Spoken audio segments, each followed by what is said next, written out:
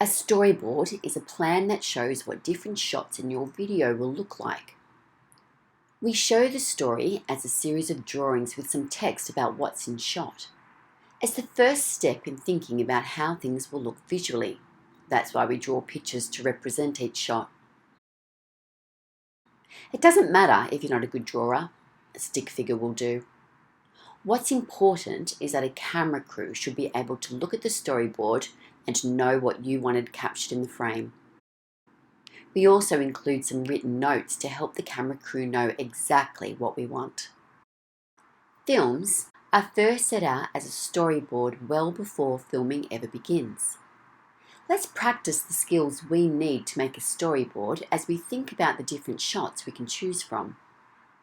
In this task, I have to show 2 different scenes that I could apply each shot to in my Goldilocks film. You'll need to do the same for your Little Red Riding Hood film. I'm going to start with the 2 wide shots. Wide shots are good for communicating information about place and time.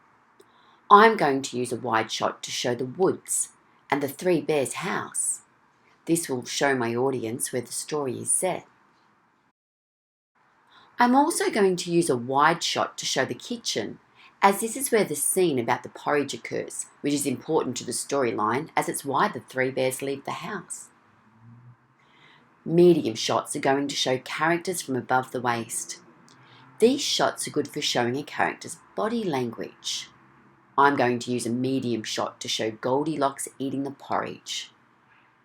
I'm also going to use a medium shot to show the 3 bears all huddled close together, so the audience can see that they are a caring family.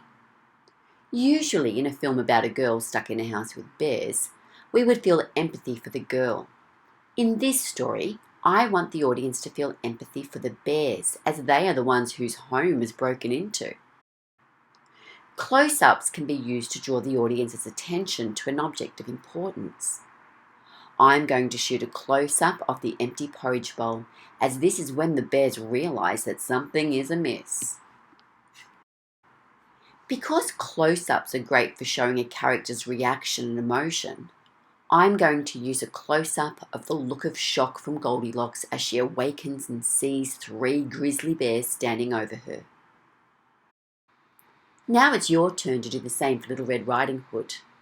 Once you're finished, hit submit, and I'll see you in the next lesson as we learn all about establishing shots.